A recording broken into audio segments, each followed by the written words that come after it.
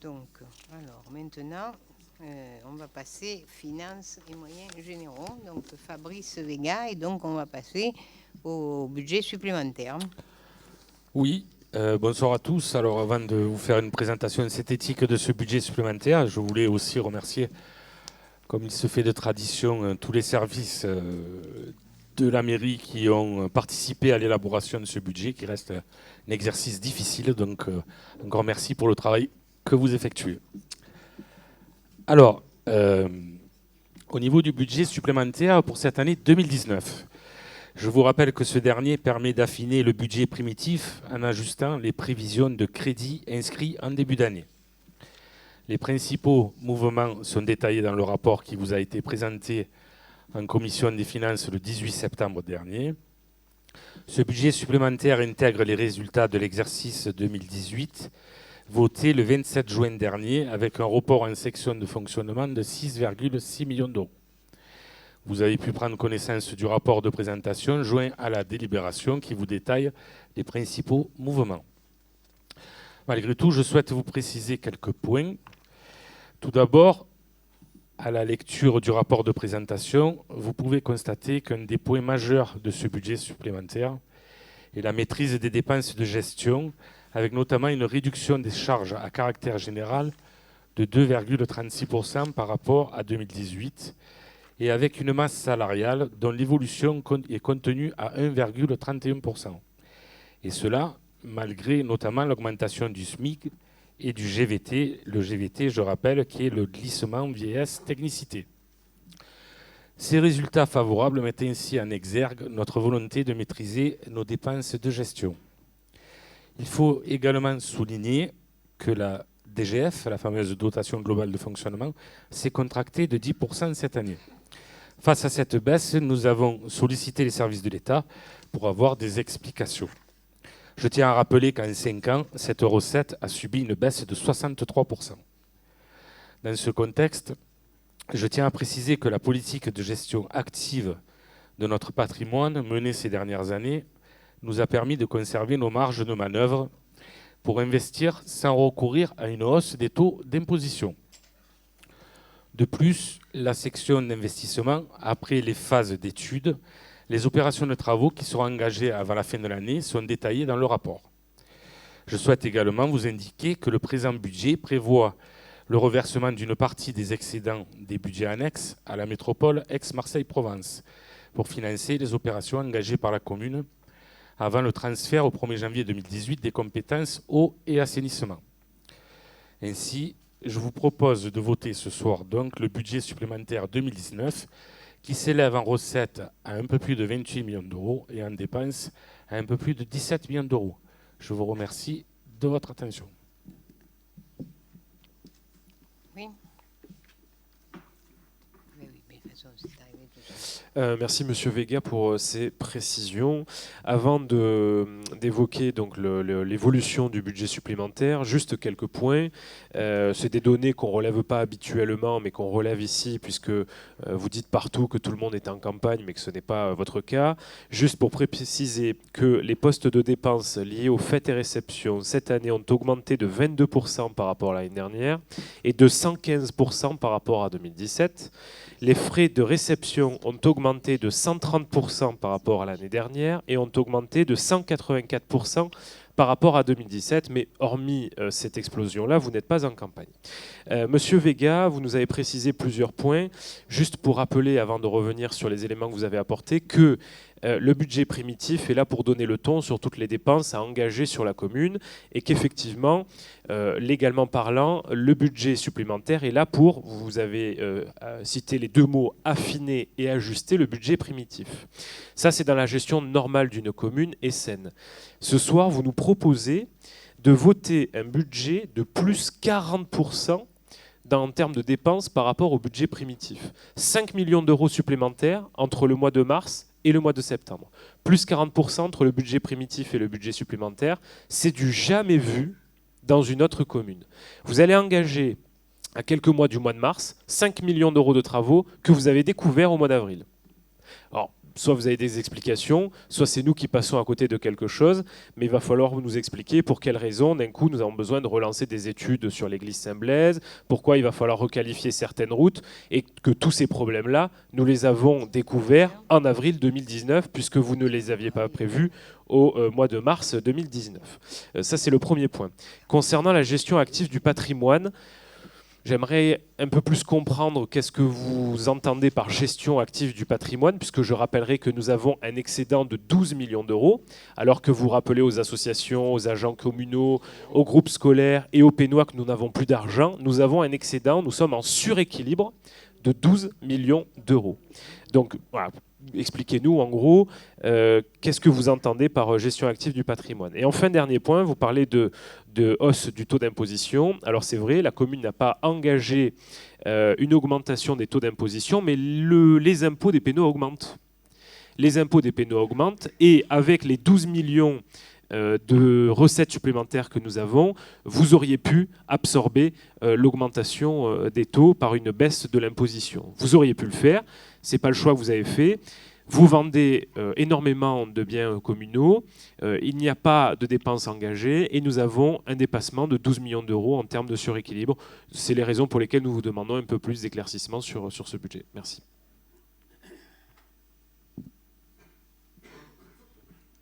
Ah non, oui, non, du coup. Oui, ça va, Lorsqu'on regarde votre budget supplémentaire et l'annonce de tout ce que vous allez faire, il n'y a plus aucun doute, les élections municipales arrivent. Aucun quartier n'est épargné. Vous promettez tout, absolument tout. Tout ce que vous n'avez pas fait depuis le début du mandat, des mandats. Pour rappel, M. Amiel est élu depuis le siècle dernier. 19 projets pour quelques mois. C'est du n'importe quoi. Nous nous étions abstenus il y a 3 ans lors du vote du budget supplémentaire. Bien que l'on n'était pas d'accord sur la gestion, il y avait un bon projet, notamment la réfection de l'église Saint-Blaise. 3 ans plus tard, on retrouve le projet de réfection de l'église dans le budget supplémentaire. Et l'église est toujours fermée à ce jour. Ce budget supplémentaire, avec tous ces projets, me fait penser à 2 personnes, à Dalida et Alain Delon. Parole, parole, parole. De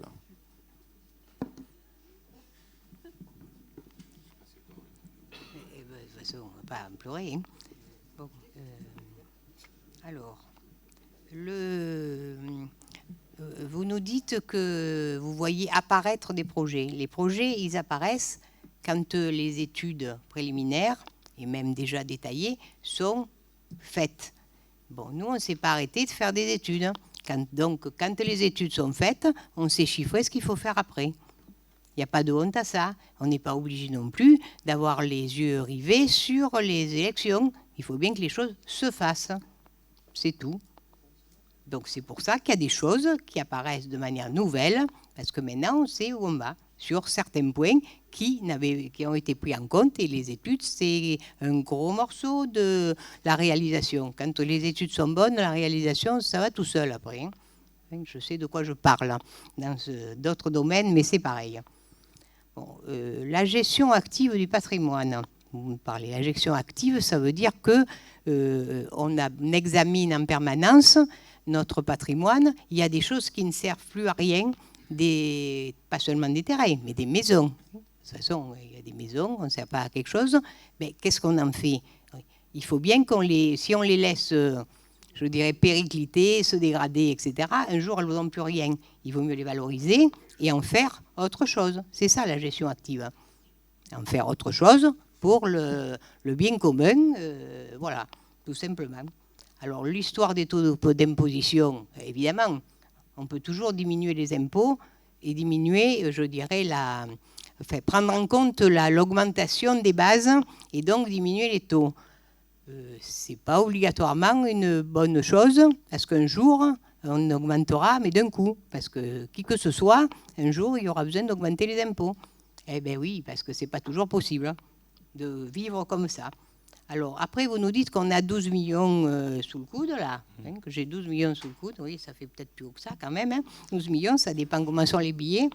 En fait, quand même, il me semble bien meilleur d'avoir la possibilité d'investir, il faut appeler ça la section d'investissement, la position, d'avoir donc de la marge pour investir, et qu'il y ait plus de recettes qu'une section d'investissement qui soit en déficit. Il vaut mieux avoir, il ne faut pas gaspiller non plus, il faut faire ce qu'on doit faire. Oui, vous ne comprenez pas. Ben ça, je vois bien que vous ne comprenez pas, hein, parce que sinon, vous n'auriez pas posé la question. Hein. Il faut dire ce qui est. Oui, alors, qu'est-ce que vous voulez dire ? Non, parce qu'il faut être très précis. Il s'agit de budget, il s'agit de 12 millions d'euros. Vous nous parlez de déficit, une commune n'a pas le droit d'établir un budget en déficit. Donc on n'aurait pas pu l'établir en ce sens-là, puisque c'est interdit par la loi. Oui. Ce que je vous dis ce soir, c'est que, au vu de ce que vous expliquez à la population, aux agents et aux associations sur le fait qu'il n'y a pas d'argent, nous avons bien un excédent de 12 millions d'euros que nous n'affectons nulle part, que nous reportons, nous ne savons où, alors que la commune est dans le besoin sur de nombreux points. Comme je vous le disais la dernière fois, nous avons eu accès à l'intégralité des comptes rendus des conseils d'école. Quand on voit que dans certaines écoles, on attend des serrures depuis 3 ans, qu'on attend que la peinture se décrépite au fond des toilettes parce qu'on veut cacher le tartre par de la peinture au lieu de changer les toilettes, bon, c'est des travaux qu'on peut effectuer puisqu'on a 12 millions d'euros en caisse. Vous parliez, Madame le maire, d'un point concernant des études qui ont été faites, et c'est pour cette raison que vous n'avez pas inscrit les dépenses au budget primitif de 2019 que nous avons voté au mois de mars, donc il y a quelques mois seulement. Soyons précis. Vous nous indiquez travaux de voirie chemin de Valsec, travaux d'éclairage public à la ZAC des Bouroumettes, réhabilitation du parc Victor Mélan, création d'un trottoir reliant la ZAC de la Voilerie à l'avenue Étienne Rabattu, travaux dans les groupes scolaires, crèches et centres aérés. Les alarmes incendies des groupes scolaires Renardière et Cadenou seront remplacées et seront installés de nouveaux portails au centre aéré des Charmes, aux écoles des Amandiers et Cadenou.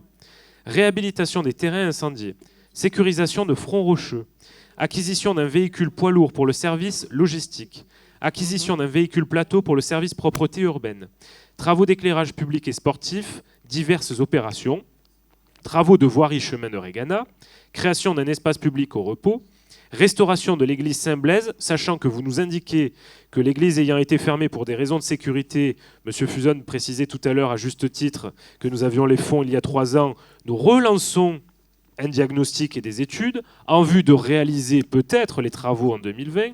Et on termine par les travaux de réhabilitation du logement Frédéric Mistral. Quelles sont les études que vous n'avez pas menées entre 2014 et 2018 où vous n'étiez pas en période de campagne électorale, et quelles sont les études que vous avez menées pour ces projets entre le mois de mars 2019 où vous ne les avez pas budgétés et ce mois de septembre 2019. Si vous n'avez pas d'études à fournir, c'est que, comme disait M. Fuson, vous n'aurez pas la possibilité de les engager avant l'année prochaine. Ce sont ni plus ni moins que des propositions et juste des choses que vous engagez mais que vous ne pourrez pas effectuer. Donc, quelles sont les études que vous avez menées entre mars et septembre, s'il vous plaît ? Celles qu'on a pu achever entre mars et septembre. Je n'ai pas dit qu'on n'avait pas commencé avant. On peut les budgéter quand on a fait des études qui nous permettent de chiffrer ce que ça va coûter à la réalisation. Rien ne vous dit que dans tout ce que vous avez listé, là, vous avez lu le document, hein, simplement, il n'y en a pas qui étaient entamés. Mais elles n'étaient pas finies, c'est tout. C'est facile à comprendre quand même. Hein. Ah, c'est très simple. Donc ça veut dire que le parc Victor Mélan, l'église Saint-Blaise, tout s'est terminé entre le mois de mars et le mois de septembre. Eh ben, parce qu'il y a un flux continu de choses. Mais je pense que vous ne... non, mais c'est très simple. Si vous estimez que c'est bien ça, nous allons vous demander l'intégralité des études que vous allez nous transmettre et nous nous engageons à les publier si elles rentrent dans ce cadre-là. Si vous veniez à la commission des finances, vous auriez déjà tous ces détails. Hein. Alors, comme vous le savez, à la Commission des finances, nous ne venons pas pour que les débats soient publics, afin que la population soit concernée par les débats. Afin que vous puissiez en tirer des vidéos qui vous flattent un peu. Bon, voilà, en période nous en tirons des vidéos d'information, effectivement. Donc nous allons vous demander l'intégralité des documents et je suis transparent avec vous, l'intégralité des documents que vous allez nous transmettre qui stipuleront que les études se sont terminées avant le mois de mars, nous les publierons et nous les rendrons publics et la population verra qu'effectivement vous étiez dans de bonnes informations. Alors, M. Fuson, qu'est-ce que c'est qu'il avait demandé ? Oui, pour les études, en fait, en regardant le budget d'exercice, 21 000 euros d'études et nouvelle proposition, moins 8 450 euros d'études. Donc c'est-à-dire que depuis le début de l'année, vous avez fait pour moins de 20 000 euros d'études pour tout ça. C'est qu'il a trouvé ça. Dans le budget. Yeah. C'est que j'ai trouvé ça dans le budget. C'est dans le budget, donc ça m'étonnerait que pour tout ça, Mais vous ayez fait depuis le début de l'année seulement 14 000 euros d'études. Parce que sachant que des fois, les études, on a pour plus de 100 000, 150 000 euros, c'est déjà arrivé. Non, c'est juste simplement des annonces. moi, je Vous êtes en voulais campagne. préciser un point sur la liste, justement, que vous lisiez tout à l'heure. Bon, au jour d'aujourd'hui, la voirie communale, l'ensemble de la voirie communale, c'est-à-dire, c'est pas la route, c'est aussi les équipements de la route, hein, les signalisations, les espaces verts, les bords de route et compagnie, le trottoir, bien sûr, et éventuellement plus. Sont aujourd'hui dans la loi transférées, donc toutes ces compétences sont transférées à la métropole au 1er janvier 2020. Donc, comme un certain nombre de communes, comme on l'a dit tout à l'heure, on essaye de faire le maximum par nous-mêmes avant que ça soit transféré. Parce qu'une fois que c'est transféré, il faut transférer l'argent, bien sûr, comme on aurait pu y mettre, ou il faut attendre qu'il arrive. Je dis que regarde ça parce que des fois, il ne tombe pas du ciel. Et donc, ce sont des opérations qui, si on dépasse le délai, qui vont traîner parce qu'on est un certain nombre de communes, c'est-à-dire toute la métropole, dans le même cas. Alors, toutes les villes ont fait ce recensement de ce qu'ils voulaient faire le plus tôt possible. Ça, je vous le dis la vérité. Hein, donc, ce qui pouvait être fait le plus rapidement possible avant le transfert, hein, bien sûr. C'est tout. C'est un point particulier. Ah oui, les frais de réception, oui. Les frais de réception, là, c'est qui en a parlé? C'est bon. Alors, les frais de réception, pourquoi c'est le budget de la culture? Ah oui, bon. Ah oui. Dedans, en fait, dans les frais de réception, effectivement, il y a les frais qui concernent la culture, en particulier les résidences artistiques qu'on a votées tout à l'heure, hein, de toute façon. Donc, quand on parle de 14 000 euros, il y a ça aussi dedans. Hein. Eh bien, ce n'est pas des frais de réception au sens que vous pensiez. Je ne bois pas du champagne tous les jours. D'abord, j'en bois jamais, hein, je vais vous le dire. Hein. Je tolère que des gens puissent en boire devant moi, mais c'est tout. Hein, c'est pas vrai? Voilà. Ah oui, d'accord. En regardant, effectivement, les frais d'études qui sont ça c'est donc au BS, c'est pas 8 000 euros, c'est 807 000 et etc. euros. Alors ça fait quand même un peu de différence. Hein. Il faut oui, voilà. C'est écrit 21 000 euros budget en exercice, nouvelle proposition. Chapitre moins 20, hein, ça se trouve. 450 euros. Et vous n'êtes pas au bon chapitre. Hein. Oui, monsieur. C'est chapitre 20, ça se trouve. Études et recherche. Frais d'études. Mais vous êtes fonctionnement, alors que ça, c'est l'investissement, les études pour investissement. Bon. Alors. Bon. Oui, tu peux, ajoute ce que tu veux. Non, moi je voulais juste rajouter deux petits mots à ce sujet. Notre opposition nous a reproché les années précédentes de ne pas investir et d'avoir des sections d'investissement trop faibles. Pour une fois qu'on a nous, on considère qu'on a toujours investi, vous, à votre degré moins. Mais cette fois-ci, effectivement, pour les raisons qu'a évoquées Madame le maire, nous continuons à investir et de façon importante. Alors oui, je reviendrai sur l'histoire du suréquilibre que nous allons voter, qui va nous permettre effectivement encore d'investir pour requalifier encore nos infrastructures sur la commune. Et vous dire aussi, Monsieur Amaro, qu'on n'a pas entendu le budget supplémentaires pour rénover nos crèches, rénover nos écoles, etc. Mais ça, on en avait parlé déjà au compte administratif au mois de juin. Donc c'est un choix que nous faisons. On aurait pu effectivement baisser les impôts. Ce n'est pas le choix que nous avons fait. Nous préférons continuer à investir pour améliorer le quotidien des Pénois. Voilà. On peut passer au vote. Donc, pour le budget, là, il n'y a pas de problème, donc je peux le faire voter. Oui. Budget supplémentaire, voilà. Donc, la délibération 38 qui donc concerne le budget supplémentaire 2019. Donc, qui est contre? Qui est pour? Qui s'abstient? Alors là, je crois qu'il y a 3 refus de vote. Non, c'est pas ça. Vous n'avez pas bougé. Dites-moi un peu. Et contre, c'était le premier. Mais parce qu'il y en a qui ont déjà voté contre. Alors, contre. Alors, voilà, nous y voilà. 4, 5. Bon, donc adopté. Donc, on passe à la suite. La suite, la 39, concerne l'indemnité Non. de... Non, attends. Non, c'est le transfert des budgets annexes. Ah oui, pardon. Alors la délibération 39, elle concerne le transfert des résultats financiers, donc 2017, des budgets eau assainissement à la métropole pour les opérations qui sont listées dans la délibération. Alors, y a-t-il des questions là-dessus? Donc en fait, c'est des budgets de clôture. On est d'accord avec ces chiffres avec la métropole, puisqu'on n'a pas toujours été d'accord. Là, on est d'accord, c'est ce qu'on se donne. Et vous remarquerez que les opérations concernées par ces budgets exprès ont été listées dans le tableau. On retrouve la même somme en bas, mais c'est pour bien prendre acte que l'argent est utilisé là. Hein, la métropole, on ne sait jamais, parce que le budget est un peu plus compliqué. Voilà, c'est tout. Pourquoi vous faites la grimace comme ça? Pardon? Non. Donc, s'il n'y a pas de questions, qui est contre? Qui est pour? Qui s'abstient? Adopté. Donc, ensuite... La 40, oui, la 40 elle concerne l'indemnité de conseil du trésorier que nous lui allouons. Qui consiste à nous accompagner dans les diverses analyses financières.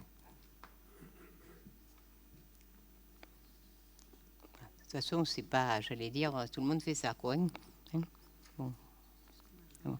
Oui, on peut même dire que là, on a changé de trésorier et que c'est bien. J'allais dire, il est nettement mieux que la précédente. Bon, sa façon de travailler convient plus et son conseil peut être intéressant et, parce qu'il déjà il existe et il est assez pertinent. Voilà. Donc Monsieur Jouve mérite son indemnité. Voilà, je cherchais le mot. Donc, qui est contre? Qui est pour? Qui s'abstient? Adopté. Donc, alors, 41. La 41, elle concerne toute autre chose. C'est une garantie d'emprunt pour une opération de 12 logements sociaux Pierrefeu, où nous apportons une garantie à hauteur de 55%, puisque la métropole apporte une garantie à hauteur de 45%. Est-ce qu'il y a des questions? Donc, qui est contre? Qui est pour? Qui s'abstient? Bon. Je déduis qu'il y a des gens qui sont contre les logements sociaux. Je suppose. C'est une garantie d'emprunt. Contre le fait de loger les gens dans les logements sociaux s'ils en ont besoin. C'est une garantie d'emprunt, c'est pas la création de logement. Mais c'est obligatoire qu'il y en ait. Mais c'est obligatoire. Si on ne fait pas ça, il n'y a pas de logement. Et puis les garanties d'emprunt, je rappelle, oui, mais on va le voir dans une prochaine délibération. Nous permet de réserver le droit d'attribution de logements, certains logements, pardon. Donc la 42. Donc la 42, c'est une convention de gestion des droits de réservation pour la résidence Le Gallia. Voilà, donc en contrepartie des garanties d'emprunt et des subventions accordées à la Logirem en l'occurrence pour la réalisation de ces logements, la ville bénéficie de droits de réservation de logements. Les logements et leur typologie sont, comme vous l'avez remarqué, cités dans la délibération. Donc c'est une convention précise. C'est pas le nombre et la typologie sont cités. Donc qui est contre? Ah pardon, allez-y. Effectivement, pour cette délibération, donc, il s'agit ici de prendre vote pour 36 logements et la commune aura l'attribution au total de 23 logements sur les 36. Donc nous nous abstiendrons sur cette délibération dans le sens où, comme nous le disons depuis maintenant de nombreuses années, nous sommes contre et totalement contre la manière sont attribués les logements sociaux, puisque, pour le rappeler, cela se fait en totale opacité, sans la moindre information, puisque c'est vous qui choisissez les dossiers selon le nom et l'entourage. Donc voilà, nous nous abstenons sur cette délibération pour ces raisons-là. On a déjà entendu votre discours là-dessus, donc on n'est pas surpris. Donc, qui est contre? Qui est pour? Qui s'abstient? Adopté. Donc, la délibération 43. La délibération 43, elle concerne l'attribution de compensation 2019 que nous verse la métropole pour un montant de un peu plus de 6,6 millions. Sachant que cette année, il y a en plus la compétence GEMAPI. Oui. C'est ça qui fait la seule différence. Donc, qui est contre? Qui est pour? Qui s'abstient? Adopté. 44. La 44, elle concerne une demande de subvention à la Fondation du Crédit Agricole pour la conservation et la restauration du patrimoine dans le cadre de la requalification du moulin.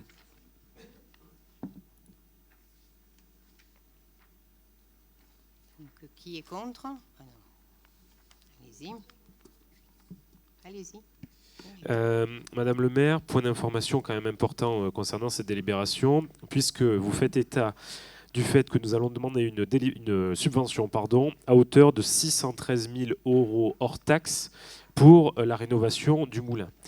Puisque vous l'avez précisé vous-même tout à l'heure, les études sont toutes en cours concernant l'aménagement autour du moulin en termes de voirie, d'accessibilité, de sécurisation. Donc les études ne sont pas terminées, ce qui portera ce projet à environ, d'après les estimations, 1 million d'euros TTC.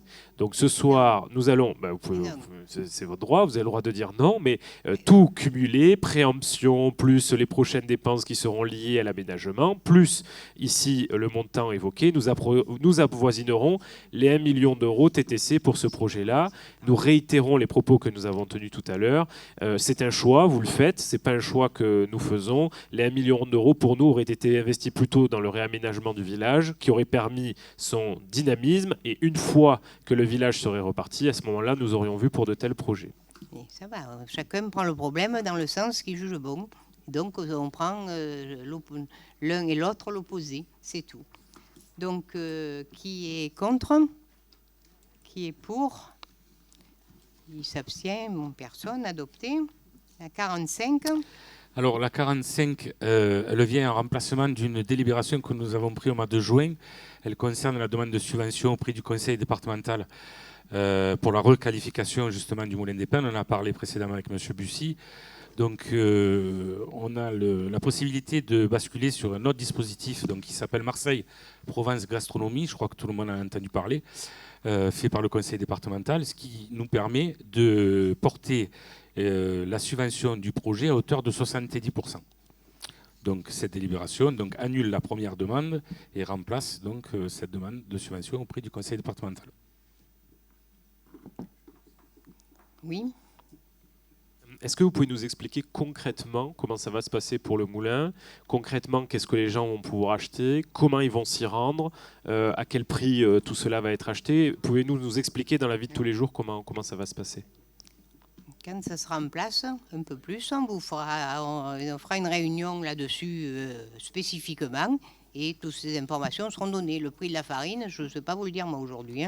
Mais comment les gens vont y accéder? Qu'est-ce que vous anticipez en termes de trafic? Combien de personnes? Qu'est-ce que vous avez budgété dans les études? On vous le dira dans une réunion plus ultérieure, parce que tous ces points, certains sont précisés, d'autres sont encore à préciser, puisque ce n'est pas de même nature, tout ça. Bon, donc, qui est contre? Qui est pour? Qui s'abstient? Adopté.